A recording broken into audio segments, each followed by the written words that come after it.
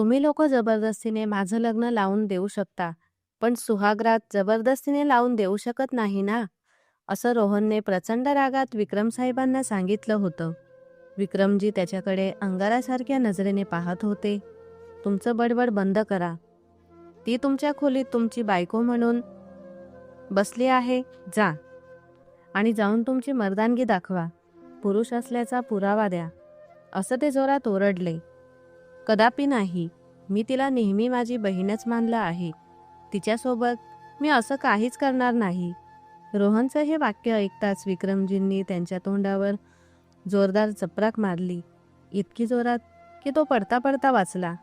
मायाजींचा हात छातीवर गेला, पण पतीसमोर बोलण्याची हिंमत त्यांच्यात नव्हती.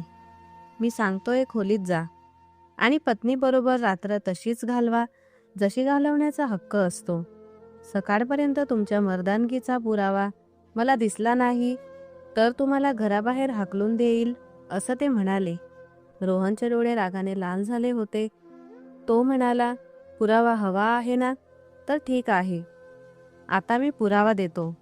रात्रीभर तुमच्या त्या लाडक्या व्यक्तीच्या किंकाळ्यांचे आवाज ऐकू आले तरी दार ठोठावू नका, असं म्हणत तो खोलीत गेला, जिथे ती घाबरलेली नेहा कशीबशी आपले अश्रू आवरत बसली होती.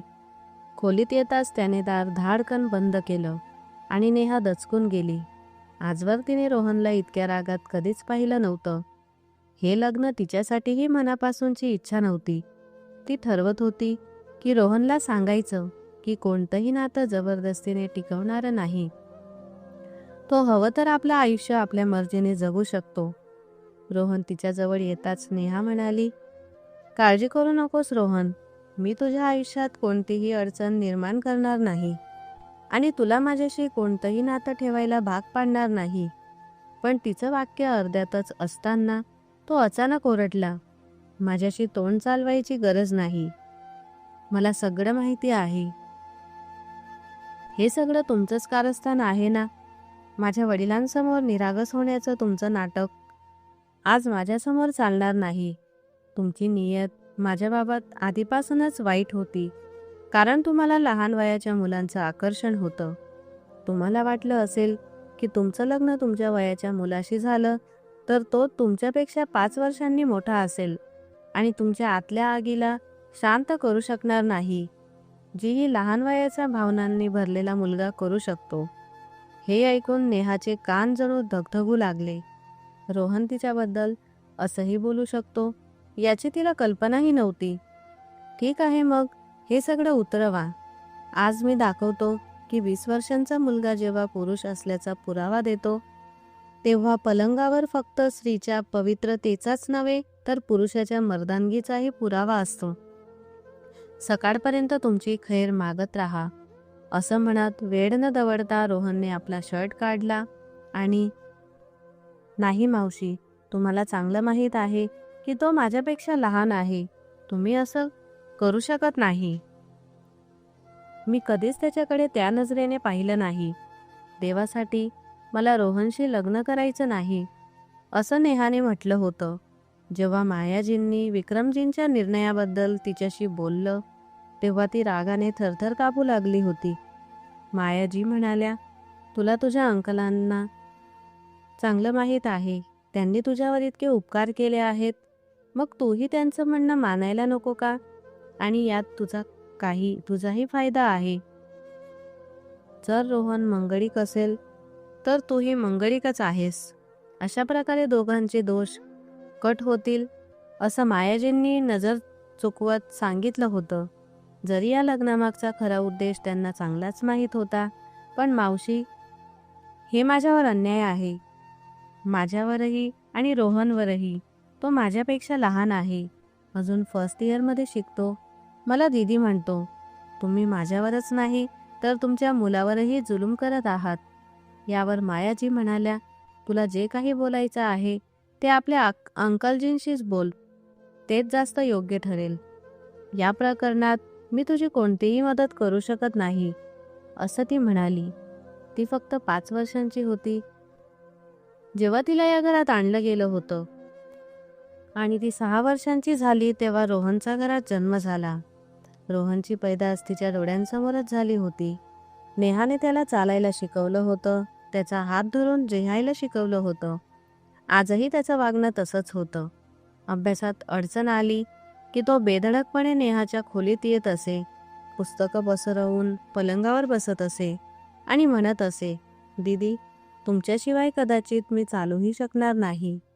पटकन माझ्या टेस्टची तयारी करून द्या.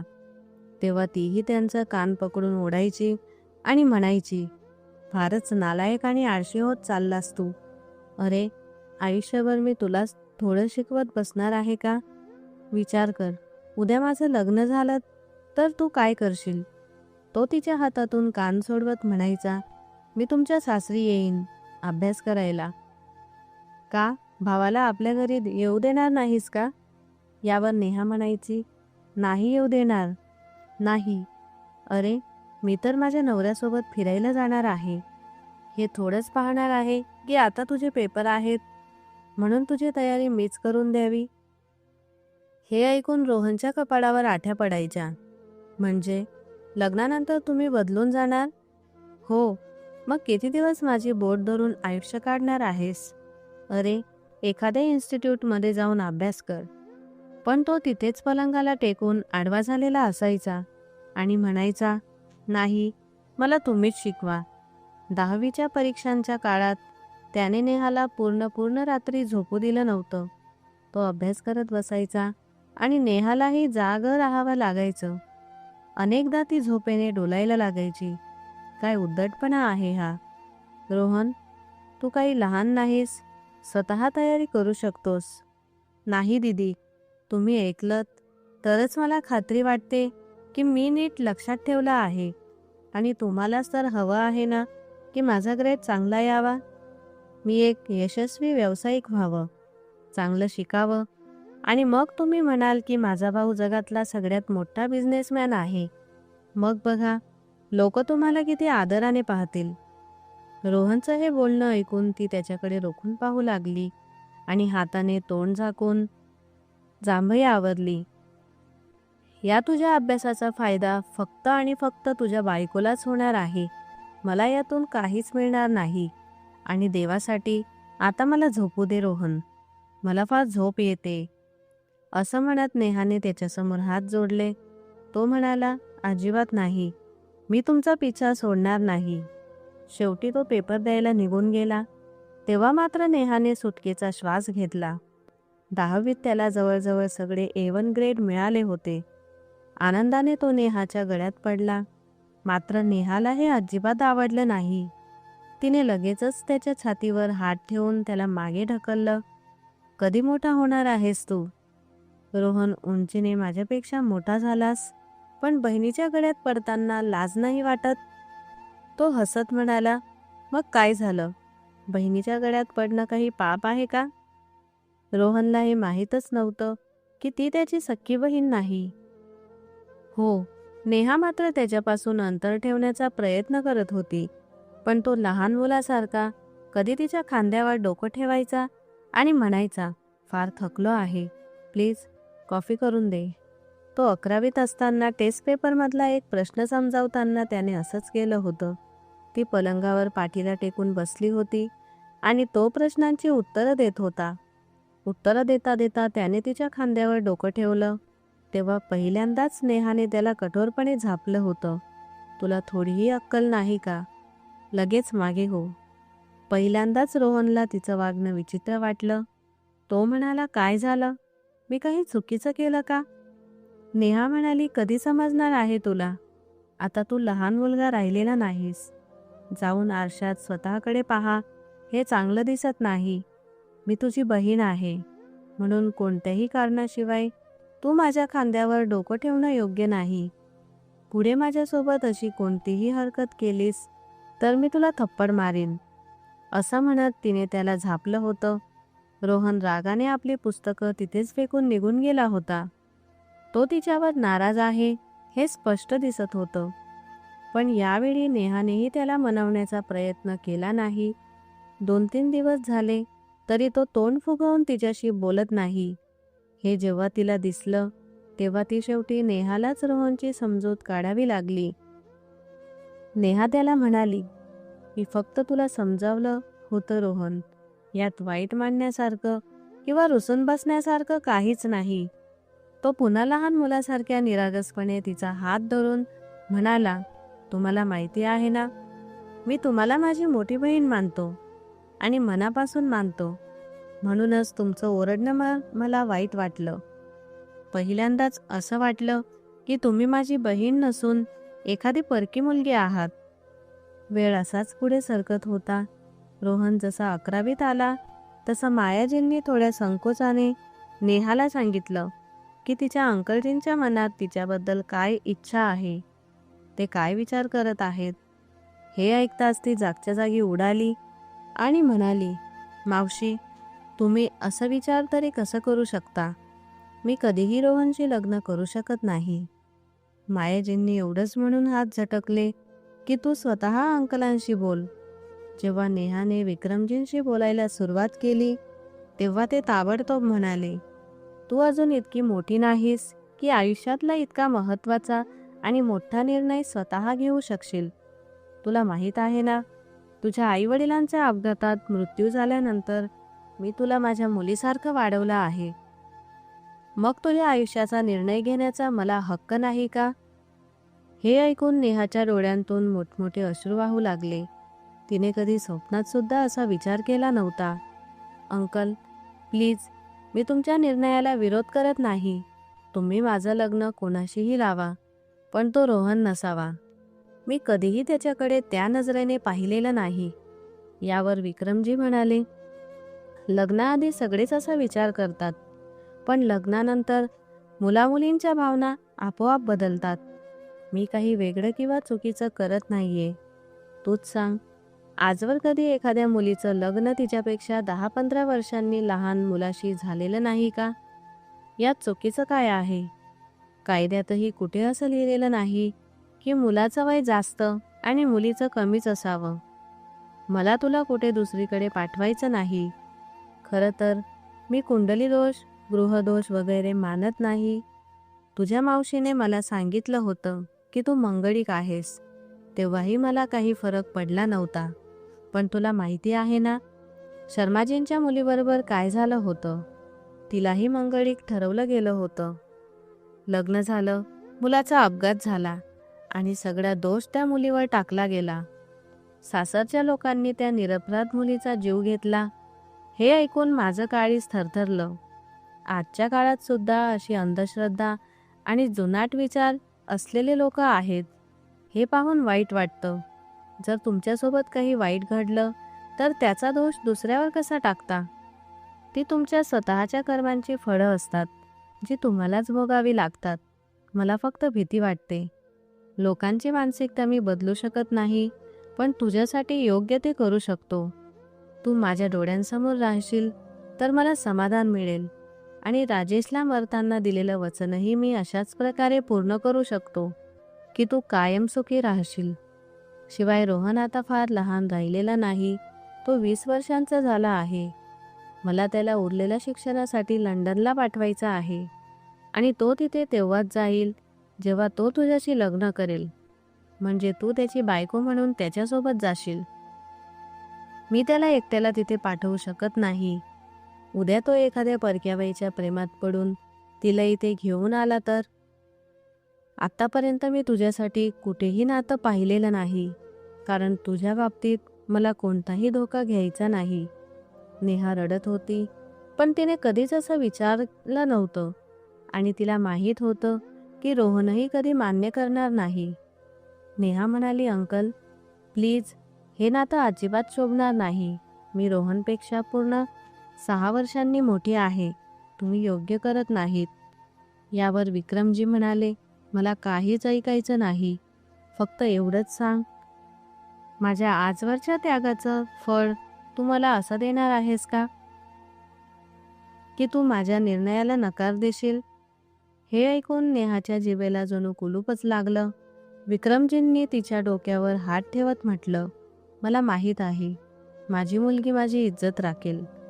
नेहा शांतपणे आपले अश्रू पुसत राहिली, पण काहीच बोलू शकली नाही.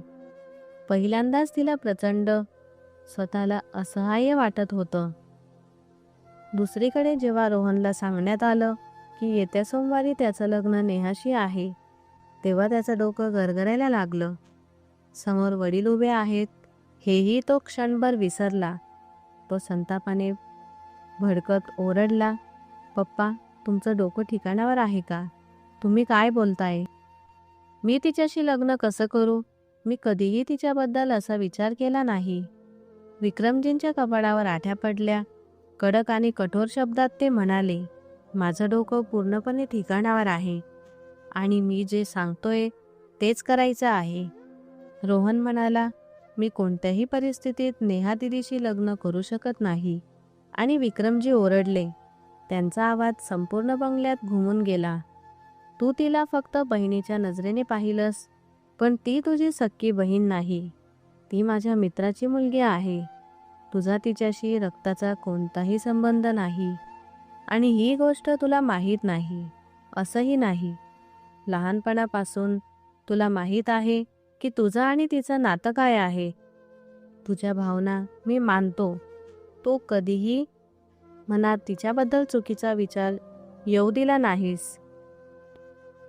पण आता जेव्हा मी तुझं लग्न ठरवत आहे, तेव्हा तुला तुझ्या भावना बदलाव्या लागतील आणि परदेशात शिकायला तू तेव्हाच जाशील जेव्हा तू नेहाशी लग्न करशील. फक्त लग्न नाही, ते निभावशीलही. ती तुझ्यासोबत लंडनला जाईल. लंडनला जाऊन शिक्षण घेणं हे रोहनचं स्वप्न होतं आणि पप्पांनी परवानगी दिल्यामुळे तो खूप आनंदी होता. तो आपले सगळे कागदपत्र तयार करत होता. तेवढ्यात हा स्फोटक निर्णय त्याच्या डोक्यावर आदळला. तो म्हणाला, "मी असं काहीच करणार नाही. लंडनला जाईन, पण नेहा दिदीशी लग्न करणार नाही." "पप्पा, तुम्हाला काय झालंय? त्या माझ्यापेक्षा इतक्या मोठ्या आहेत. तुम्ही त्यांचं लग्न माझ्याशी कसं करू शकता?" पण विक्रमजींनी काहीच ऐकलं नाही. ते म्हणाले, "तू माझं ऐकलं नाहीस तर मी तुला घरातून बेदखल करीन." तो अजून स्वतःच्या पायावर उभा राहण्या इतका सक्षम नव्हता. फक्त 12वी पास झाला होता. ना चांगली नोकरी मिळू शकत होती, ना स्वतःच्या बळावर उभं राहता येत होतं. म्हणूनच शेवटी त्याला नाईलाजाने लग्नाचा होकार द्यावा लागला. त्याला वाटत होतं, ठीक आहे, लग्न करीन, पण तिला कधीच आपल्या खोलीत ठेवणार नाही. ती तिच्या खोलीत राहील आणि रोहन आपल्या खोलीत. पण विक्रमजींनी जेव्हा म्हटलं, फक्त लग्न नाही, ते निभवायचंही आहे. नेहा तुमच्या खोलीत आहे, तुमच्या बायकोच्या नात्याने. जा आणि तिच्यासोबत तुमच्या वैवाहिक आयुष्याची सुरुवात करा. तेव्हा त्याच्या डोक्यावरचं आकाश कोसळल्यासारखं झालं. नेहा या सगळ्याला कशी राजी झाली याचा त्याला राग आला. तिने नकार का दिला नाही? त्याला वाटत होतं, जर नेहाने ठाम नकार दिला असता तर विक्रमजींनी कधीच जबरदस्ती केली नसती. पण त्याला माहीत नव्हतं की नेहावर केलेल्या उपकारांची आठवण तिला वारंवार करून दिली गेली होती. म्हणूनच ती तोंड उघडू शकत नव्हती. त्याला वाटलं की कदाचित नेहाची नियतच तशी असेल. म्हणूनच तो खोलीत आला तेव्हा संतापाने वेडा होत होता. "मी सांगितलं होतं ना, आज तुला सगळं समजावून सांगेन." जेव्हा 20 वर्षांचा मुलगा पुरुष असल्याचा पुरावा देतो, तेव्हा पलंगावर फक्त स्त्रीची पवित्रता नाही, तर पुरुषाची मर्दानगीही तपासली जाते. "सकाळपर्यंत आपली खैर मागत राहा," असं म्हणत वेळ न दवडता रोहनने आपला शर्ट काढला. हे सगळं पाहून नेहाचे होशच उडाले. "हा काय उद्धटपणा आहे रोहन? तू माझ्याशी अशा पद्धतीने कसा बोलतोयस?" ती संतापाने ओरडली. तर तोही तितक्याच जोरात ओरडला. "जशा पद्धतीने माझ्याशी बोलायला सांगितलं गेलंय तशाच पद्धतीने. मी तुम्हाला काय समजत होतो आणि तुम्ही काय निघालात? मी तुम्हाला मोठी बहीण मानत होतो आणि आज आज मला तुमचा तिटकारा आहे." नेहा क्षणभर गारच झाली, पण धैर्य गोळा करून म्हणाली, "तू उगाचच अतिशय चिडचिड करत आहेस. मी तुला सांगते ना, मला काहीच फरक पडत नाही. तुला हवं असेल तर तू आपलं आयुष्य आपल्या मर्जीनुसार जगू शकतोस. फक्त माझ्यावर एवढा उपकार कर की अंकल आंटी समोर काहीही बोलू नकोस. तुला परदेशात जायचं होतं ना, आणि ही तुझ्यासाठी खूप चांगली संधी आहे. तिथे जाऊन आपलं शिक्षण पूर्ण कर, करिअर घडव आणि नंतर जिच्याशी हवं तिच्याशी लग्न कर. मला काहीच फरक पडणार नाही आणि मी कधीही तुझ्याकडून काहीही मागणार नाही." यावर रोहन म्हणाला, "आणि माझा बाप जो म्हणतोय की त्याला उद्या पुरावा हवा आहे की आपल्या दोघात काही घडलं आहे की नाही, तर सकाळी मी त्यांना कोणता पुरावा देणार?" हे ऐकून नेहाने नजर चुकवली, कारण विषयच तसा होता. सोफ्यावर बसून रोहनने डोकं धरून घेतलं. या सगळ्यातून मार्ग कसा काढायचा तेच कळत नव्हतं. नेहा म्हणाली, "मी स्वतः आंटींशी बोलून घेईन. तू फक्त अंकलजींसमोर एवढंच दाखव की आपण दोघं खुश आहोत. मी तुला वचन देते, तुझ्या आयुष्यात कधीही ढवळाढवळ करणार नाही." पाहता पाहता अर्धी रात्र निघून गेली होती, पण दोघेही आपापल्या जागी अस्वस्थ होते, कारण ते एका नकोशा नात्यात अडकले होते. सकाळी रोहन उठण्याआधीच नेहा उठली होती आणि तयारही झाली होती. तयार झाल्यावर तिने रोहनला उठवलं. रोहनने डोळे उघडले आणि समोर नेहाला पाहताच तो पटकन उठून बसला. नेहाच्या सांगण्यावरूनच तो आंघोळ करून कपडे बदलून तयार झाला. दोघांच्याही चेहऱ्यावर जबरदस्तीची एक स्मित हास्य होती. जेव्हा ते दोघे खोलीबाहेर आले तेव्हा विक्रमजी आणि मायाजी नाश्त्याच्या टेबलावर त्यांची वाट पाहत होते. वडिलांसमोर रोहन आधीच सांगून झाला होता की त्याने त्यांचा निर्णय मान्य केला आहे. नेहानेही चेहऱ्यावर लाजरी हसू आणण्याचा प्रयत्न केला होता. मायाजी आणि विक्रमजींनी तपासणीच्या नजरेने त्या दोघांकडे पाहिलं आणि मग समाधानाने नाश्ता करू लागले. काही दिवस असेच शांततेने निघून गेले. त्यानंतर दोघेही लंडनला गेले. तिथे गेल्यावर रोहन मोकळा झाला होता. त्याने तिथल्या विद्यापीठात प्रवेश घेतला आणि अभ्यास सुरू केला. नेहाने घराची सगळी जबाबदारी सांभाळली होती. रोहन आधीपासूनच थोडा बेफिकीर स्वभावाचा होता आणि जेव्हा त्याला दिसलं की नेहा ना आपला हक्क मागते ना त्याला काहीच म्हणते, उलट पहिल्याच दिवसापासून दोघांनी वेगवेगळ्या खोल्या ठरवून घेतल्या होत्या आणि त्यावरही तिला काही आक्षेप नव्हता, तेव्हा तो पूर्णपणे निश्चिंत झाला. आता नेहाकडून आपल्याला काहीही धोका नाही असं त्याला वाटू लागलं. हळूहळू तो पुन्हा नेहाशी पूर्वीसारखाच वागू लागला, जसं बालपणापासून वागत आला होता. आजही युनिव्हर्सिटीमधून परत येताच तो थेट स्वयंपाकघरात आला. नेहा जेवण बनवत होती. हळूच तिच्या मागे उभं राहून त्याने तिच्या डोळ्यांवर हात ठेवला. ती जोरात दचकली, पण लगेच ओळखलं की रोहन आहे. हा काय उद्धटपणा आहे. "रोहन," असं म्हणत तिने त्याचे हात आपल्या डोळ्यांवरून हटवले आणि मागे वळून पाहिलं. तो हसत होता. "यात काय आहे? बरं हे सांग, काय बनवत होतीस?" असं म्हणत त्याने पातेल्याचं झाकण उचलून पाहिलं. गरम झाकण हाताला लागताच तो सुस करू लागला. "तूही ना रोहन, कधी जाणार नाही तुझं हे बालिशपण." असं म्हणत नेहाने त्याचा हात पकडून पटकन त्यावर मध लावलं. त्याच्या बोटांच्या टोकांवर लालसरपणा आला होता आणि तो अजूनही वेदनेने आवाज काढत होता. नेहा त्याच्या बोटांवर फुंकर घालू लागली. ती आत्ताच आंघोळ करून आली होती, त्यामुळे केसांचा जुडा बांधलेला होता. तो अचानक सैल झाला, पदरही सरकला आणि तिचे लांब सडक दाट केस मोकळे पसरले. पहिल्यांदाच रोहनची नजर तिच्या त्या केसांवर स्थिरावली. काही क्षण तो मंत्रमुग्ध होऊन तिला पाहतच राहिला. तिचा गोरा रंग, मोठे डोळे आणि रेशमी केस पाहून तो क्षणभर डोळे मिचकावायलाही विसरला. आजपर्यंत त्याने नेहाकडे इतक्या बारकाईने कधीच पाहिलं नव्हतं. आज अचानक त्याच्या मनातल्या भावना नकळत बदलू लागल्या आणि मग नेहाच्या चेहऱ्यावर उमटलेली काळजी पाहून त्याला पहिल्यांदाच काहीतरी वेगळं, अनोखं जाणवलं. पण तिने लगेचच स्वतःला सावरलं. तिने झटकन आपला हात त्याच्या हातातून सोडवून घेतला. नेहा रागाने त्याच्याकडे पाहू लागली. तो म्हणाला, "इतकं काही दुखत नाहीये जितकी तुम्ही काळजी करताय." असं म्हणत तो आपल्या खोलीत निघून गेला. थोड्याच वेळात त्यालाच स्वतःची लाज वाटू लागली.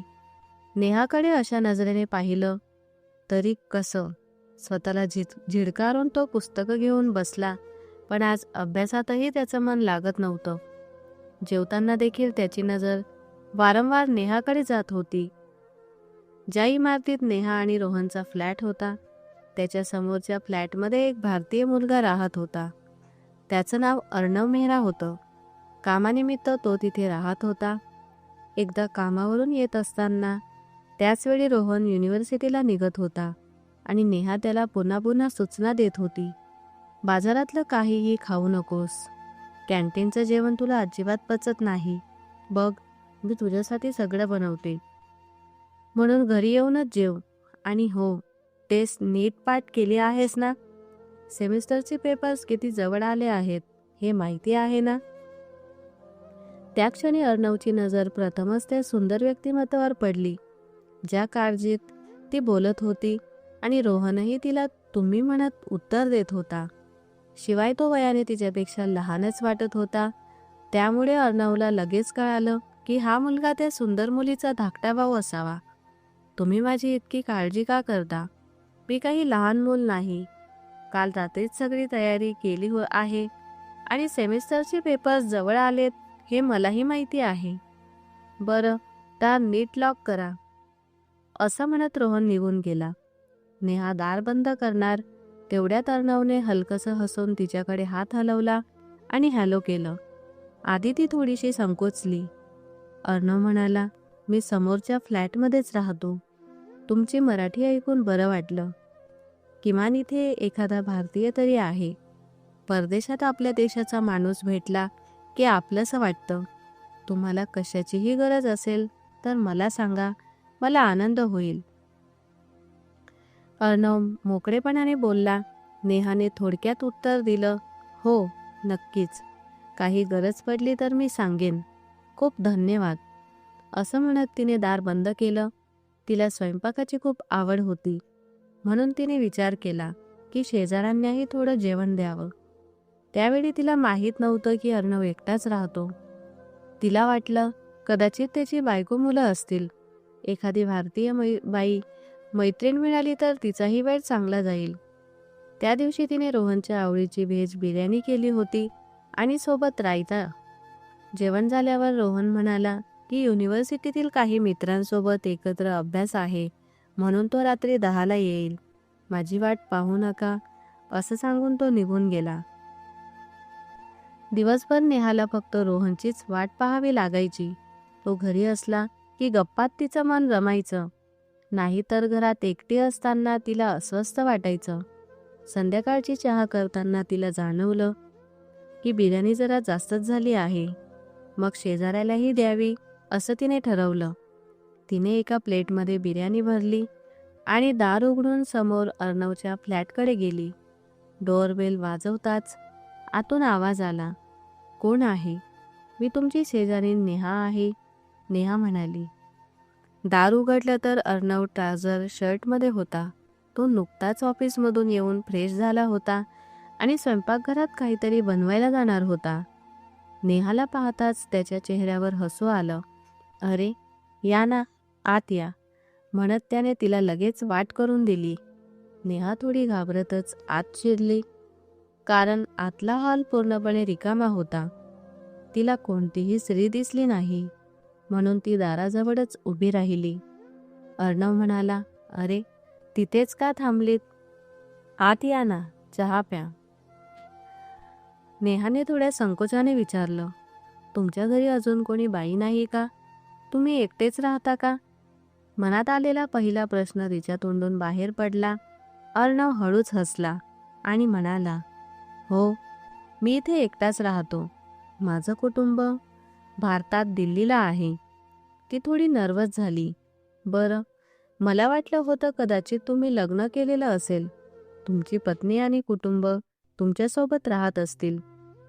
मी विचार केला होता की तुमच्या पत्नीशी मैत्री केली तर माझाही वेळ छान जाईल. असं म्हणत तिने बिर्याणी अर्णवच्या हातात दिली. अर्णव म्हणाला, नाही, मी अजून लग्न केलेलं नाही. बहुतेक भारतीय मुलांची एकच इच्छा असते, आधी चांगलं करिअर उभं करायचं, बँक बॅलन्स जमवायचं, मग लग्न करायचं. अर्णव बोलका वाटत होता. बिर्याणी पाहून तो म्हणाला, ही तर माझी आवडती आहे. तुम्हाला माहीत आहे का, गेली 2 वर्ष मी नोकरी करतोय आणि भारतीय जेवण खूप मिस करतो. बिर्याणी तर माझी सगळ्यात आवडती आहे.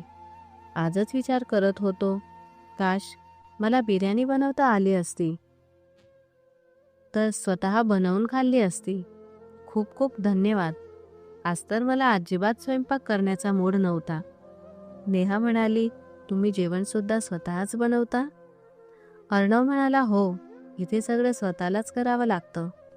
नेहा तिथून वळत म्हणाली, बरं, मी आता निघते. जेवण झाल्यावर प्लेट परत द्याल. अर्णवने विचारलं, तुम्ही एकट्या राहता का? जरी त्याला माहीत होतं की रोहन तिच्यासोबत राहतो. नेहाने नकारार्थी मान हलवून म्हणाली, नाही, मी एकटी नाही. रोहन आहे ना माझ्यासोबत.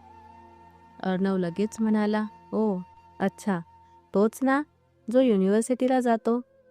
नेहा म्हणाली, हो, आज तो मित्रांसोबत कंबाईंड स्टडीसाठी गेला आहे.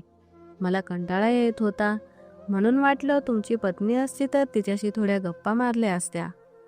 अर्णव हळूच हसला आणि म्हणाला, गप्पा तर तुम्ही माझ्याशीही मारू शकता, आणि हवं असेल तर मी चहा छान बनवतो. आपण दोघं मिळून चहा पिऊया. नेहाला ते योग्य वाटलं नाही. अरे नाही, नाही, तसं काही नाही. शिवाय मला पुस्तकांची खूप आवड आहे. मी आवडीने वाचते, तेच वाचेन. माझं मन रमून जाईल. हे ऐकून अर्णव म्हणाला, अरे वा, तुम्हालाही माझ्यासारखी पुस्तकांची आवड आहे. सांगा ना, तुम्हाला कुठल्या प्रकारची पुस्तकं आवडतात? माझ्याकडे तर पुस्तकांचा खूप मोठा साठा आहे. जनरल नॉलेज, धार्मिक गोष्टींची पुस्तकं, कादंबऱ्या. तुम्हाला माहिती आहे का, मी घरात एक छोटीशी लायब्ररीही बनवली आहे. हे ऐकून नेहाचे डोळे आनंदाने चमकले. पुस्तकं वाचण्याची तिला फार आवड होती. खरंच तिला विश्वासच बसेना. अर्णवने बिर्याणीची प्लेट समोर गोल टेबलावर ठेवली आणि म्हणाला, या, मी तुम्हाला दाखवतो. समोरची एक छोटी खोली त्याने उघडली. आत खरंच लायब्ररीसारखं वातावरण होतं. चारही बाजूंनी शेल्फ्स होत्या आणि त्यावर वेगवेगळ्या प्रकारची पुस्तकं मांडलेली होती. एक रॉकिंग चेअर्सही होती, जिथे बसून अर्णव वाचायचा. अशा रीतीने नेहा आणि अर्णवच्या गप्पा सुरू झाल्या. दुसरीकडे रोहनची क्लासमेट आरती, जी एका भारतीय कुटुंबातून आलेली होती, रोहनमध्ये रस घेऊ लागली होती. पण रोहन तिच्याकडे फारसं लक्ष देत नव्हता. कधी ती नोट्स मागण्याच्या निमित्ताने यायची, तर कधी म्हणायची की एखादं लेक्चर नीट समजलं नाही. रोहन तिच्याशी केवळ औपचारिक वागणूक ठेवायचा, कारण त्याची आवड आता हळूहळू नेहाकडे वाढू लागली होती. आपल्या आवडीचं जेवण तो नेहाकडून करून घ्यायचा. तिच्यासोबत जास्तीत जास्त वेळ घालवायचा. तिच्यासोबत राहणं, तिच्या गप्पा ऐकणं त्याला आवडू लागलं होतं. ती हसली की गालांवर पडणाऱ्या डिंपल्स पाहून त्याच्या मनात एक वेगळाच भाव निर्माण व्हायचा. ते डिंपल्स हाताने स्पर्श करून पाहावेत असं वाटायचं, पण तो स्वतःलाच आवरायचा. नेहाच्या ओरडण्याची त्याला भीती वाटायची, कारण अशी काही हरकत केली तर नेहा त्याला अनेकदा झापायची. आजही तो युनिव्हर्सिटीमधून घरी आला तेव्हा जेवण तयार होतं. नेहा अर्णवकडून आणलेलं पुस्तक वाचत होती. जेवण करून आणि आंघोळ करून ती पुन्हा त्याच पुस्तकात रमली होती. इतकी तल्लीन झाली होती की रोहन खोलीत आला आहे याचं तिलाही भान राहिलं नाही. ती सोफ्यावर बसून पुस्तक वाचत होती आणि दुसऱ्या हाताने ओले ओले केस अलगद चाळत होती. रोहनने दार उघडून आत पाऊल टाकताच तिचे लांबसडक दाट केस मोकळे दिसले आणि काही क्षण तो डोळे मिचकावायलाही विसरला. अगदी हळूच रोहन तिच्या शेजारी जाऊन बसला. अचानक इतक्या जवळ बसल्यामुळे नेहा दचकली. बाजूला पाहिलं तर रोहन बसलेला दिसला आणि ती लगेच म्हणाली, तू तू कधी आलास? रोहन हसत म्हणाला, मला तर येऊन पूर्ण 20 वर्ष झाली. नेहाच्याही चेहऱ्यावर हसू आलं. त्याच्या डोक्यावर हलकीशी चापट मारत ती म्हणाली, ते मला माहीत आहे. मी आत्ताची गोष्ट विचारते. ती त्याच्याशी नेहमीप्रमाणेच वागत होती, जसं तो तिच्यापेक्षा खूप लहान असावा. एखादं लहान मूल. पुस्तक तिथेच ठेवून ती स्वयंपाकघराकडे वळू लागली. रोहनही उभा राहिला. तेवढ्यात नेहाने पटकन केस आवरायला सुरुवात केली. जुडा बांधू लागली, पण तेवढ्यात रोहनने तिची मनगट पकडली. केस मोकळेच राहू दे, खूप छान दिसतात. हे ऐकून नेहाला थोडं विचित्र वाटलं, कारण तो तिच्या लांबसडक दाट केसांकडे खूप लक्ष देऊन पाहत होता.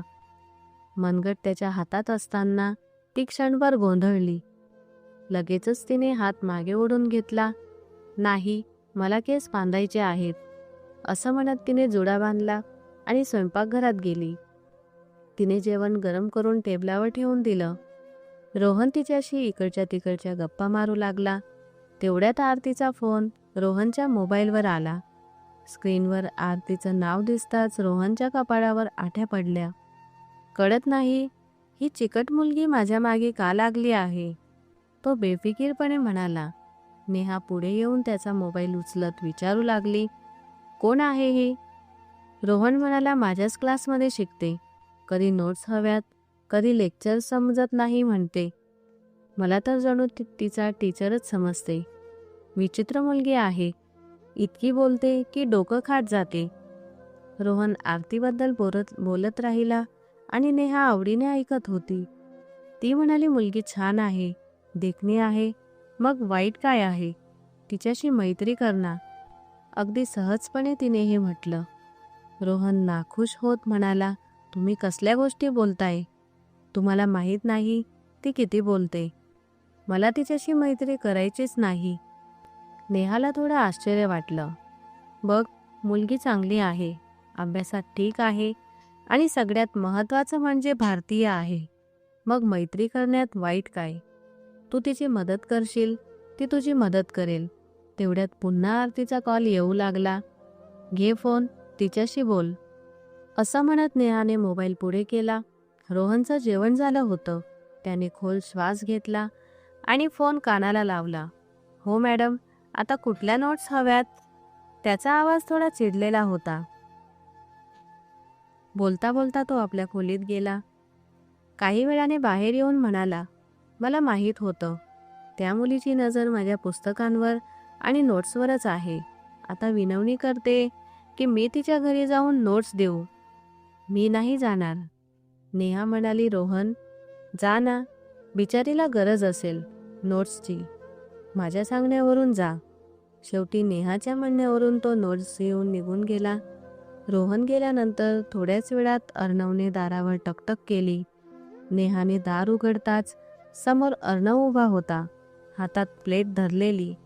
मी तुमच्यासारखं फार छान स्वयंपाक करत नाही, पण ठीकठाक करतो. पास्ता केला होता.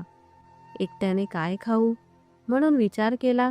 तुमच्यासोबत बसून गप्पाही होतील आणि जेवणही. तुम्हाला वाईट तर वाटणार नाही ना? नेहा म्हणाली, नाही, आत या.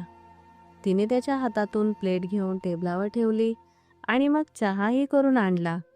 अर्णवच्या गप्पा नेहाला खूपच रंजक वाटू लागल्या होत्या, कारण दोघांचेही छंद जवळजवळ सारखेच होते. आता तर त्यांच्या भेटी वारंवार होऊ लागल्या होत्या. रोहन अभ्यासासाठी मित्रांकडे जायचा आणि अर्णव कधी ना कधी निमित्त काढून स्वतः नेहाकडे यायचा किंवा तिलाच आपल्या घरी बोलवायचा. त्यांच्या अनेक गोष्टी एकमेकांशी जुळत होत्या आणि कळलंच नाही की केव्हा दोघे एकमेकात रस घेऊ लागले.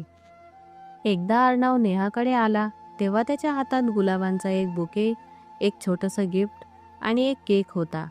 हे पाहून नेहा थोडीशी चकित झाली आणि म्हणाली, अर्णव, हे काय आहे? अर्णव म्हणाला, आज माझा वाढदिवस आहे म्हणून विचार केला तुझ्यासोबत साजरा करावा. त्याने गिफ्टचं पॅकेट तिच्या हातात दिलं. ती आश्चर्याने त्याच्याकडे पाहत राहिली. त्याने पुढे जाऊन टेबलावर केक ठेवला, फुलांचा बुके मांडला आणि पिशवीतून चिप्स व इतर पदार्थ काढून किचनमधून प्लेट आणून सगळं नीट लावलं. नेहा अजूनही दाराजवळच उभी होती. अर्णव म्हणाला, अजून तिथेच का उभी आहेस? इथे ये. का कुणास ठाऊक, पण त्याचा अंदाज तिला थोडा विचित्र वाटला. पहिल्यांदाच त्याने तुम्हीऐवजी तू असा उल्लेख केला होता आणि जणू दोघांमध्ये फारच जवळीक असल्यासारखा तो बोलत होता. आतापर्यंत त्यांची चर्चा फक्त पुस्तकांपुरतीच होती, पण अशा प्रकारे केक घेऊन येणं तिला थोडंसं अडचणीत वाटलं. हळूहळू पावलं टाकत ती टेबलापाशी गेली. अर्णव म्हणाला, मी केक कापला की तू हॅपी बर्थडे म्हणायचंस आणि मग हे गिफ्ट मला द्यायचंस. हे ऐकून नेहा हसली आणि म्हणाली, हे तर तुम्हीच आणलं आहे, मग मी काय देऊ? तो हसून म्हणाला, तुला माझी आठवणच राहत नाही म्हणून मला स्वतःलाच घ्यावं लागलं. नेहा थोडीशी लाजली आणि म्हणाली, मला माहीत नव्हतं आज तुमचा वाढदिवस आहे, नाहीतर मी काहीतरी घेतलं असतं. अर्णव म्हणाला, गेल्या 3 दिवसांपासून मी निमित्ताने सांगत होतो की 3 दिवसांनी माझा वाढदिवस आहे, पण कदाचित तुझं लक्षच गेलं नाही. बहुतेक मी तुझ्यासाठी तितका खास नाही जितकी तू माझ्यासाठी खास आहेस, म्हणूनच तुझ्यासोबत साजरा करायला आलोय. त्याचा स्वर काहीतरी वेगळंच सांगत होता. त्याने केक कापून आपल्या हाताने नेहाकडे पुढे केला. नको असूनही तिला केक घ्यावा लागला. थोड्या गप्पांनंतर नेहाने चहा केला आणि त्याच्यासमोर कप ठेवला. चहा पिता पिता अर्णव म्हणाला, नेहा, मला तुझ्याशी एक फार महत्त्वाची गोष्ट बोलायची आहे. चहाचा शेवटचा घोट घेऊन त्याने कप टेबलावर ठेवला. नेहा शांतपणे म्हणाली, बोला, काय सांगायचं आहे? अर्णव म्हणाला, नेहा, तू मला खूप आवडतेस, फारच आवडतेस. मी तुला प्रेम करू लागलो आहे. हे ऐकताच नेहाचा घोट अडखळला आणि तिने कप टेबलावर ठेवला. ती नजर चुकवू लागली, कारण कुठेतरी अर्णव तिलाही आवडू लागला होता. मी तुझ्या कुटुंबाशी बोलू का? मला तुझ्याशी लग्न करायचं आहे. कदाचित दुसरी वेळ असती तर नेहाने नकार दिला नसता, कारण अर्णवमध्ये तिला हव्या असलेल्या सगळ्या गुणांचा मिलाफ होता. पण ती लगेच उभी राहिली आणि म्हणाली, मी तुमच्याशी लग्न करू शकत नाही. तुम्ही इथून जाऊ शकता आणि कृपया पुन्हा इथे येऊ नका. स्वतःला आवरून तिने हे सांगितलं आणि अर्णवचा चेहरा फिक्का पडला, कारण तिच्या डोळ्यातली पसंती त्याने पाहिली होती. मग नकार का?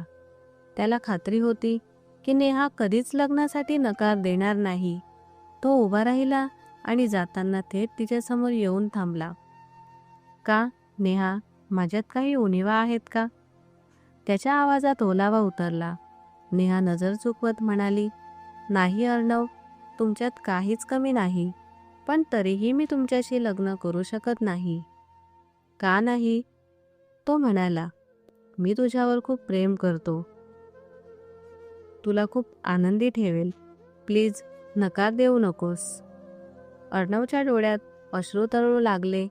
तुम्ही का समजून घेत नाही? मी तुमच्याशी लग्न करू शकत नाही. डोळ्यातील ओल लपवण्याचा प्रयत्न करत नेहा म्हणाली, का नाही करू शकत?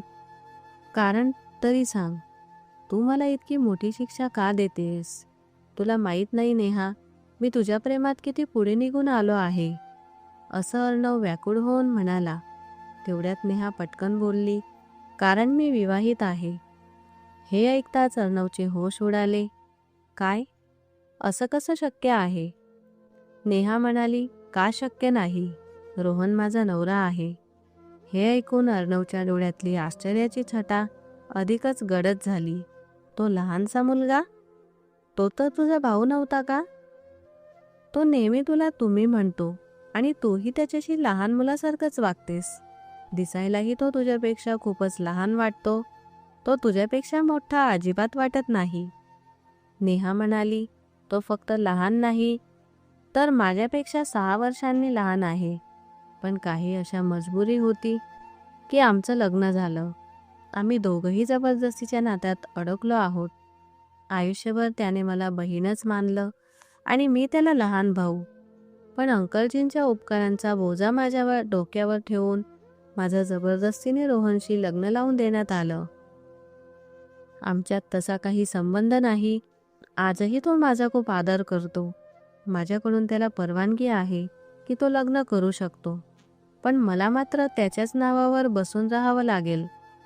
आमच्याकडे बाईला आपल्या इच्छेनुसार लग्न करण्याची मुभा नसते. मोठे निर्णय घेतात आणि जे झालंय ते झालंच आहे.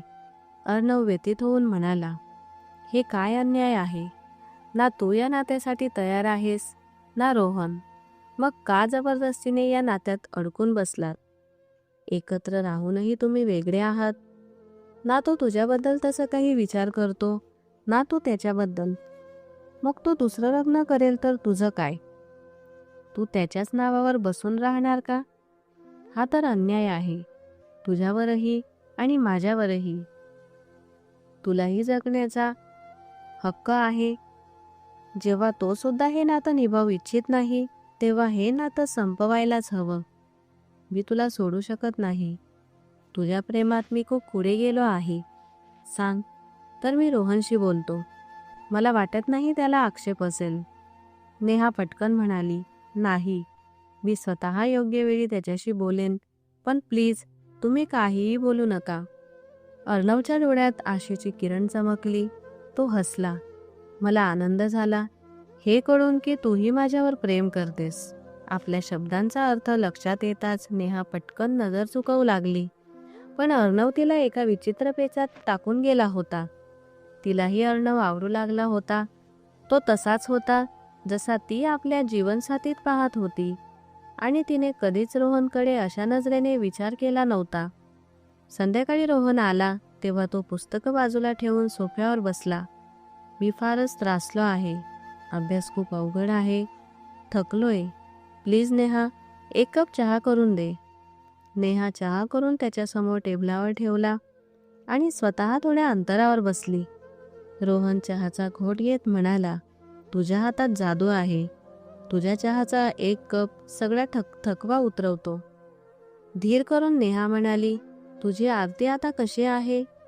रोहन चिडून म्हणाला, ती माझी नाही आणि ठीकच असेल. त्याचा सूर बेफिकीर होता. नेहा म्हणाली, तू मला आरतीशी ओळख करून देणार नाहीस का? नेहाला वाटत होतं की रोहनने आपल्या क्लासमेट आरतीमध्ये रस घ्यावा, जेणेकरून तोही आयुष्यात पुढे जाईल आणि ती स्वतःही या नकोशा नात्यातून मुक्त होईल. रोहन म्हणाला, ती माझ्यासाठी इतकी महत्त्वाची नाही की मी तुला तिच्याशी ओळख करून देईन. नेहाने विचारलं, मग कोणती मुलगी महत्त्वाची आहे? रोहनने तिच्या अस्तित्वाकडे खोल नजर टाकली आणि म्हणाला, तुम्ही माझ्या आयुष्यात खूप महत्त्वाचे आहात. हे ऐकून नेहा अस्वस्थ झाली आणि नजर चुकवली. मला तुमच्याशी काही बोलायचं आहे. थोड्या संकोचाने नेहाने सुरुवात केली. बोला ना, काय म्हणायचं आहे? रोहनने चहा संपवला होता आणि आता तो पूर्णपणे तिच्याकडे पाहत होता. रोहन, तुला माहीत आहे ना की ना तू लग्नासाठी तयार होतास ना मी, आणि हे नातं असं आहे ज्यात मला आणि तुला जबरदस्तीने बांधण्यात आलं आहे. हे सगळं जबरदस्तीचं होतं. म्हणूनच मी हेच इच्छिते की, असं म्हणत म्हणत नेहाच्या घशात गाठी पडल्या होत्या. पुढचं वाक्य कसं पूर्ण करायचं हेच तिला समजत नव्हतं. रोहन शांतपणे तिच्याकडे पाहत होता. तो म्हणाला, काही वर्षात माझं शिक्षण पूर्ण झाल्यावर मी चांगली नोकरी सुरू करीन. तुमचे सगळे खर्च मी स्वतः उचलू इच्छितो. पप्पांकडून पैसे मागणार नाही. पुढची गोष्ट म्हणताना तो थोडा संकोचला. त्याचा अर्थ समजताच नेहा अधिकच अस्वस्थ झाली. मला माहीत आहे, शिक्षण पूर्ण करून नोकरी लागल्यानंतर तू लग्न करशील आणि तुला ते करायलाच हवं. तुला तुझी जीवनसाथी शोधायला हवी, जिच्यासोबत तू आनंदी राहशील, जी तुझ्यापेक्षा लहान असेल. रोहन, मी हेच इच्छिते की तू मला मुक्त करावंस. हे ऐकून रोहनच्या डोळ्यात प्रचंड आश्चर्य दाटून आलं. मुक्त करावं म्हणजे काय नाही, आणि तोही माझ्यावर प्रेम करतो. मलाही जगण्याचा हक्क आहे ना. इथपर्यंत तिचं बोलणं पोहोचताच रोहन जोरजोरात ओरडला, गप्प बसा. तुम्ही काय बोलताय? याची तुम्हाला जाणीव आहे का? माझी पत्नी असताना तुम्ही दुसऱ्यावर प्रेम कसं केलं? कुणाच्या परवानगीने? त्याच्या या शब्दांनी नेहा हादरली. रोहन, हे तू काय बोलतोयस? तुला माहीत आहे ना, आपण जबरदस्तीच्या नात्यात बांधले गेलो आहोत. आज नाही तर उद्या तुलाही दुसऱ्या मुलीशी लग्न करायचंच होतं. नाही, तो ठामपणे म्हणाला, मला कुणाशीही लग्न करायचं नव्हतं. मला तुम्ही आवडता, खूपच आवडू लागलायत. नेहा, मी सतत तुमचाच विचार करतोय. हे ऐकून नेहाचे भानच उडाले. नाही रोहन, मी तुला कधीच त्या नजरेने पाहिलं नाही. तू माझ्यासाठी खूप लहान आहेस. हे ऐकताच जणू रोहनच्या आत आग पेटली. आधी विचार केला नाही तर आता करूया. विचार बदलायला किती वेळ लागतो?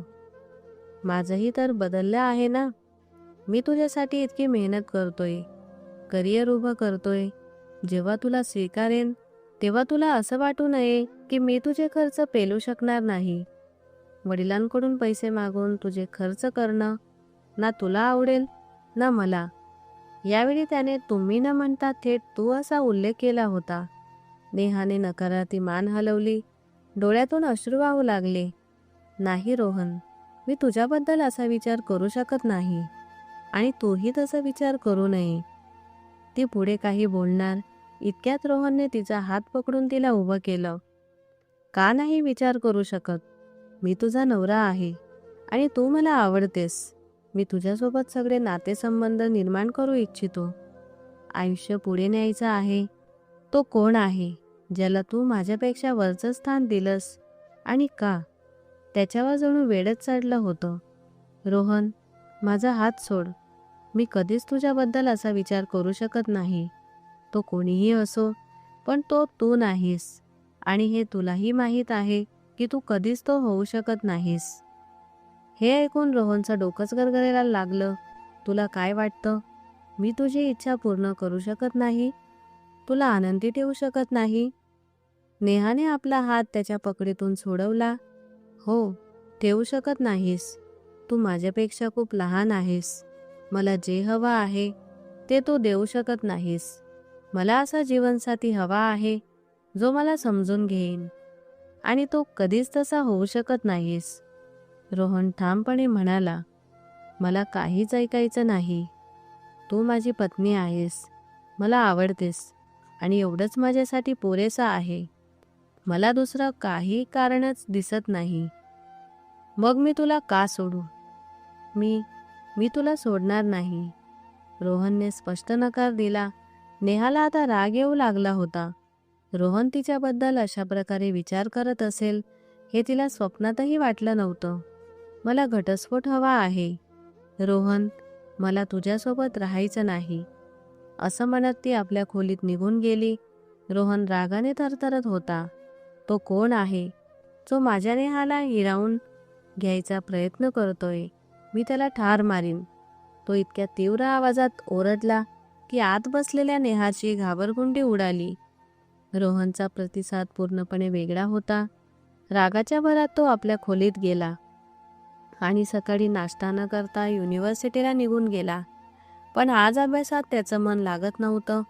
काही तासानंतर तो परत घरी आला. घरात पाऊल टाकताच त्याने पाहिलं की नेहा फोनवर अर्णवशी बोलत होती आणि रडतही होती. मला माहीत नव्हतं अर्णव, तो माझ्याबद्दल अशा नजरेने विचार करू लागेल. मी नेहमी त्याला लहान भाऊच मानलं. कालपर्यंत त्यालाही या लग्नाला आक्षेप होता. आता का बदलला कळत नाही. एवढंच ती म्हणाली होती. तोच रोहनने तिचा फोन हिसकावून घेतला. नेहा घाबरून गेली. रोहनने फोन कानाला लावला. नेहा, प्लीज त्याला समजाव. मी तुझ्यावर खूप प्रेम करतो आणि तूही मला आवडतेस. मग तो आपल्यात भिंत का उभी करतोय? अर्णवचा आवाज ऐकताच रोहन भडकला. ऐका मिस्टर, तुमची ही हिंमत कशी? माझ्या पत्नीशी प्रेमाच्या गप्पा मारायची? तुमची अवकात काय?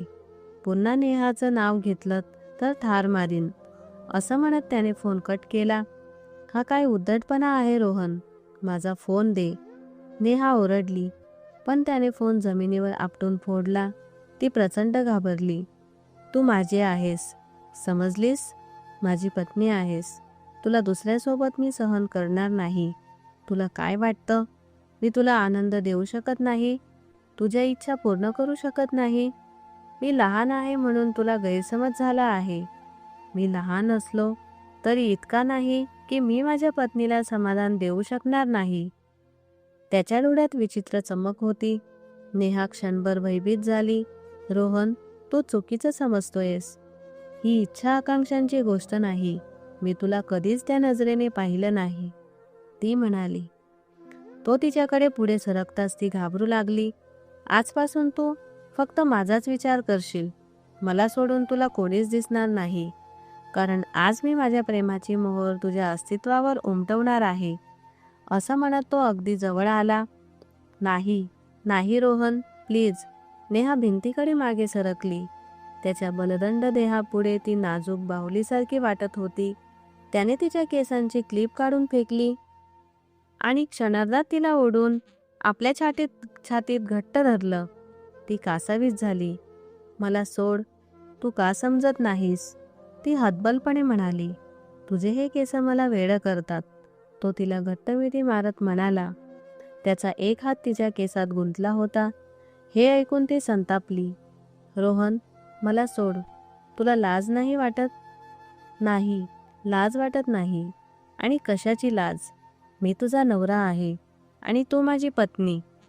माझ्या व्यतिरिक्त दुसऱ्याचा विचार कसा केलास? भावनांच्या भरात तो तिच्या मानेकडे झुकला आणि तिथे ओठ टेकवू लागला. रोहन, प्लीज. ती रडू लागली. आज मी तुझं ऐकणार नाही. तो पुढे झुकत असतानाच बाहेर डोअरबेल वाजली. रोहन, प्लीज मला सोड. समजून घे. तरीही तो तिला घट्ट धरून होता. तेवढ्यात पुन्हा डोअरबेल वाजली. नेहाने त्याच्या छातीवर हात ठेवून त्याला मागे ढकललं आणि बाहेर धाव घेतली. दार उघडताच समोर एक देखणी 18 वर्षांची मुलगी उभी होती. कोण? आधीच अस्वस्थ असलेल्या नेहाने विचारलं. मी. रोहन आहे का? खरं तर मला त्याच्याशी थोडं काम होतं, मुलगी म्हणाली. नेहाने तिला आत येऊ दिलं. तेवढ्यात रोहन आपल्या खोलीतून बाहेर आला. समोर आरतीला पाहताच त्याच्या कपाळावर आठ्या पडल्या. आरतीने हाय हॅलो केलं, पण रोहनने तिच्या कोणत्याही शब्दाला उत्तर देणं गरजेचं समजलं नाही आणि अतिशय थंड व रुक्ष स्वरात म्हणाला. हो, बोला. काय काम आहे? इथे का आली आहेस? रोहन प्रचंड रागात होता. मला काही नोट्स हव्या होत्या, आरती म्हणाली. नेहाने तिला आत बसायला सांगितलं होतं. आरती तिचा विस्कटलेला अवतार आणि विस्कटलेले केस पाहून गोंधळली होती. ती रोहनला आवडायची आणि तिला वाटायचं की रोहन आपल्या बहिणीसोबत राहतो. आता नेहाचा पसरलेला काजळ आणि विस्कटलेले केस पाहून ती अधिकच अस्वस्थ झाली होती. त्यात रोहनचा राग शिगेला पोहोचला होता. मी तुझा नोकर नाही की तुला नोट्स बनवून देईन. मला तुझ्याशी बोलायचंच नाही. मी मुद्दाम तुझ्यापासून दूर राहतो. तरीही तू इथे का येतेस? युनिव्हर्सिटीत सतत माझ्या पुढे मागे का फिरतेस? रोहन जणू रागाने फुटून निघाला होता. आरतीच्या डोळ्यात पाणी तरळताना पाहून नेहा लगेच म्हणाली. आरती, इथे ये. माझ्या शेजारी बस. पण रोहन ओरडला. इथे बसणार नाहीस. लगेच निघून जा. नोट्सच्या नावाखाली पुन्हा माझ्या घरी यायचा प्रयत्न केलास तर खबरदार. माझ्या मागे फिरायचा प्रयत्न केलास तर परिणाम वाईट होतील. जर तुला असं वाटत असेल की माझ्या मागे फिरशील, अदाकारी करशील आणि मी तुझ्याकडे ओढला जाईन, तर तू चुकतेस. ही माझी पत्नी आहे. मी विवाहित आहे. म्हणून प्रयत्नही करू नकोस. तुला काहीच मिळणार नाही. हे ऐकताच आरतीचा चेहरा फिकट पडला. आत्तापर्यंत तिला वाटत होतं की रोहनचा स्वभावच असा आहे आणि हळूहळू ती त्याचं मन जिंकेल. पण आजची सत्यता समजताच ती रडत रडत तेथून निघून गेली. नेहाला रोहनवर प्रचंड राग आला. तुला नक्की काय हवंय? त्या मुलीचं मन का दुखावलं? माझ्यासोबत जबरदस्ती का करतोयस? नाती जबरदस्तीने निभावत नाहीत. अंकलजींनी जी चूक केली ती तू पुन्हा करू नकोस. नेहा त्याच्यासमोर हात जोडून उभी होती. अश्रू वाहत होते. अंकलजींनी आजवर केलेल्या उपकारांचा भार माझ्यावर टाकून माझ्याकडून बलिदान मागितलं. खरंच सांगायचं तर ना काल माझ्या मनात तू होतास ना आज आहेस. मी मजबूर झाले होते, पण मला एवढं वाटलं होतं की तू माझी साथ देशील. मी तुला कधीच त्या नजरेने पाहिलं नाही आणि तूही मला नाही. मला आनंद होता की तू चांगल्या विचारांचा आहेस, पण मला माहीत नव्हतं की तूही असाच निघशील. मी खरं सांगते रोहन, मी तुझ्यासोबत कधीच तितकी खुश राहू शकत नाही जितकी अर्णवसोबत राहू शकते. हे केवळ भावनांचं भरकटणं आहे, ज्यात तू आंधळा झालास. आरती तुझ्यावर प्रेम करते, ती तुला खूप आनंदी ठेवेल.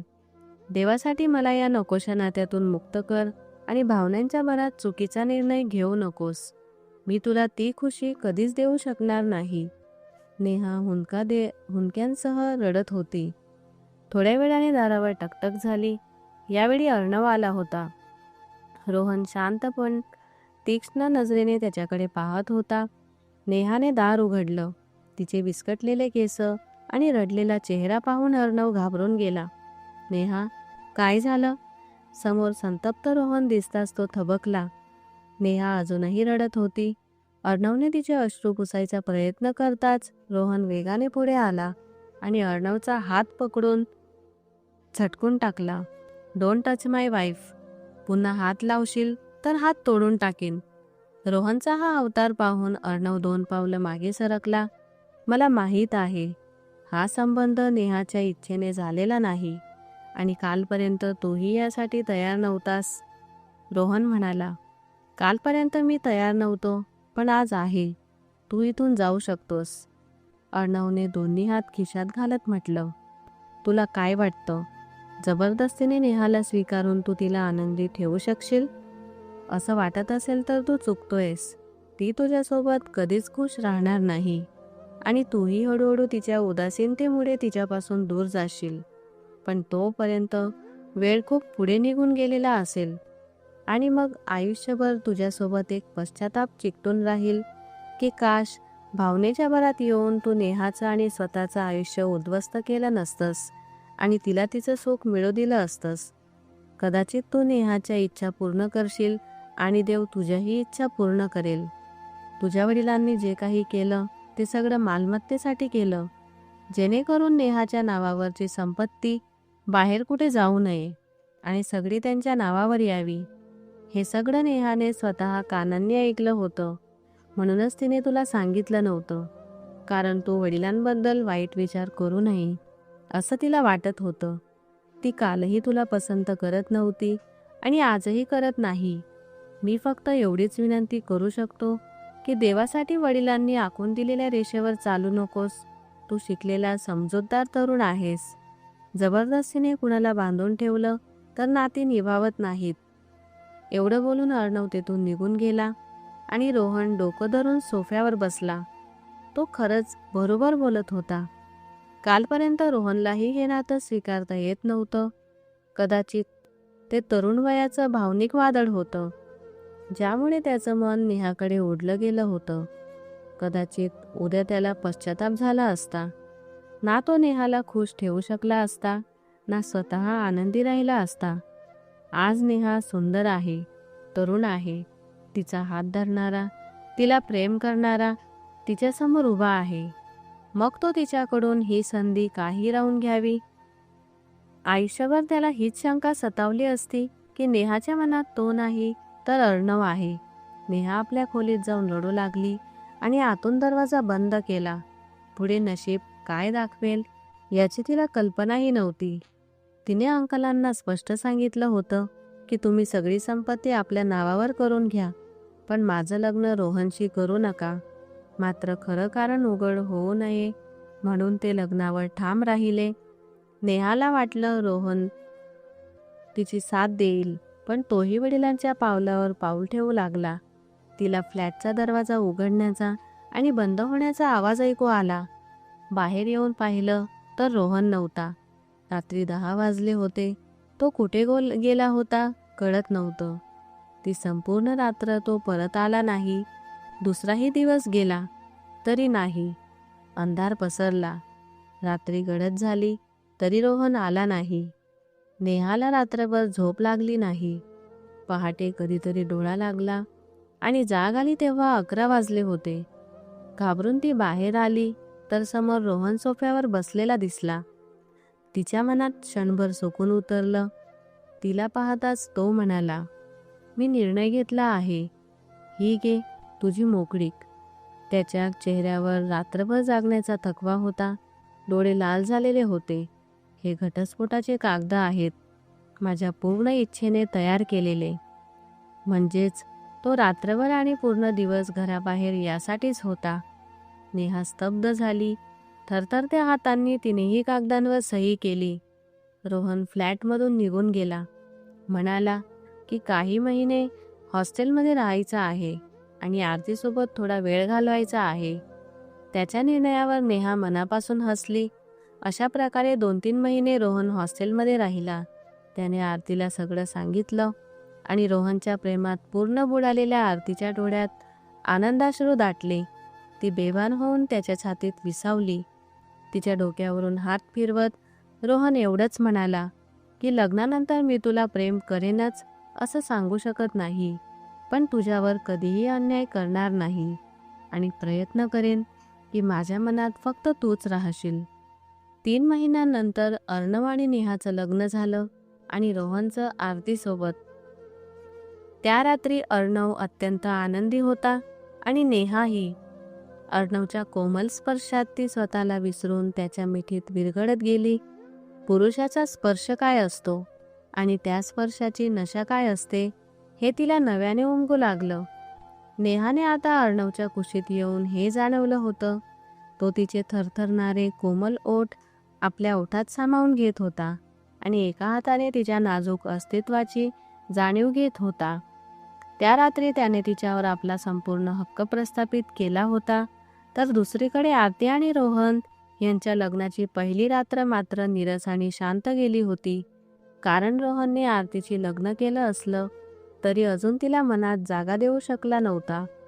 तिचा हात धरत तो अत्यंत कोमलपणे म्हणाला होता, आरती, ज्या दिवशी मला जाणवेल की माझ्या हृदयात तुझं प्रेम रुजलं आहे, त्या दिवशीच मी तुझ्या जवळ येईन.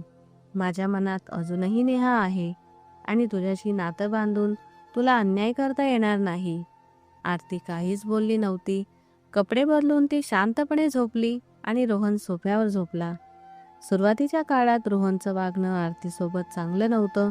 तो पटकन चिडायचा, म्हणायचा, तू नेहासारखा स्वयंपाक करत नाहीस, तुझ्या हातात तो स्वाद नाही, तू तिच्यासारखी दिसत नाहीस, तिच्यासारखी बोलत नाहीस, हसत नाहीस, तुझे केसही तिच्यासारखे नाहीत. हे ऐकून आरती आतून तडफडायची, पण तिने धैर्य सोडलं नाही. तिला माहीत होतं की प्रेम करण्याची चूक तिचीच होती. रोहनने तिच्यावर प्रेम केलं नव्हतं, मग तिला दोष कसा द्यायचा? हळूहळू आरतीने रोहनसाठी सगळं शिकून घेतलं, स्वतःला त्याच्या रंगात रंगवलं.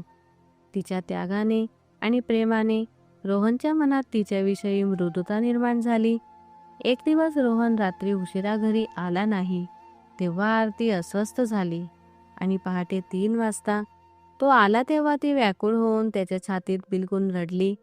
तो स्पर्श रोहनच्या अंगाअंगात नशेसारखा पसरला. तो तिला बराच वेळ धीर देत राहिला आणि मग त्याच्या हातांची हालचाल तिच्या अस्तित्वावर वाढू लागली. उष्ण श्वासांनी आरती वितळू लागली आणि अत्यंत कोमलतेने तो तिला कवेत घेत बेडपर्यंत घेऊन गेला. तिच्या कानात कुजबुजत म्हणाला, मी सांगितलं होतं ना, ज्या दिवशी मला जाणवेल की तुझं प्रेम माझ्या हृदयात उमलतंय, त्या दिवशी मी तुझ्या जवळ येईन. आज तुझ्या स्पर्शाने माझं हृदय नव्या लयीने धडधडू लागलं आहे, म्हणून मी आपल्या नात्याची सुरुवात करू इच्छितो. आनंदाश्रूंनी आरतीचे डोळे भरून आले. तिला माहीत होतं की रोहनचं पहिलं प्रेम नेहा होती आणि जसं प्रेम ती रोहनवर करत होती तसं तो कधीच तिच्यावर करणार नाही. तरीही त्याने पुढाकार घेतला होता आणि आरतीसाठी तेच पुरेसं होतं. लग्नाच्या 1 वर्षानंतर ती आई झाली तेव्हा रोहनच्या मनातून नेहाचं प्रेम संपलं होतं. आता त्याच्या हृदयात फक्त आरती आणि त्यांचा मुलगा होता. दुसरीकडे देवाने नेहाला एक गोड मुलगी दिली होती आणि ती अर्णवसोबत अतिशय आनंदात होती. भारतात कोणालाच काहीच माहीत नव्हतं. 3 वर्षांनंतर रोहन कुटुंबासह भारतात आला तेव्हा त्याच्या वडिलांनी मोठा गोंधळ घातला आणि रोहनने त्यांना सांगितलं की संपत्तीच्या लालसेपोटी तुम्ही नेहाचं आयुष्य उद्ध्वस्त करण्याचा प्रयत्न केला. पण विक्रमजी म्हणाले, तू वेडा झालास का? सगळी संपत्ती हातातून सोडलीस आणि तुझी प्रतिष्ठा संपली का? दुसरं लग्न करायचं असतं तर केलं असतंस, पण नेहा तुझ्या नावावर बसून राहिली असती. तू जे केलंस ते चूक होतं. रोहन म्हणाला, त्यात तिचा काय दोष? तिलाही जगण्याचा आणि आनंदी राहण्याचा पूर्ण हक्क आहे आणि म्हणूनच मी जे करायला हवं होतं तेच केलं. काही महिने विक्रमजी नाराज राहिले, पण नातवाला पाहून त्यांचं मन बदललं. नेहा आपल्या घरात आनंदी होती आणि रोहन आपल्या कुटुंबासोबत आपल्या घरात आनंदी होता. तर मित्रांनो, जबरदस्तीची नाती कधीच यशस्वी होत नाहीत. या बाबतीत तुमचं मत काय? कमेंट बॉक्समध्ये नक्की कळवा. आजची ही कथा कशी वाटली ते सांगा. आवडली असेल तर लाईक करा आणि अशाच आणखी कथांसाठी आमच्या चॅनलशी जोडलेले राहा. भेटूया पुढच्या नव्या आणि रोमॅन्टिक कथेसह. धन्यवाद.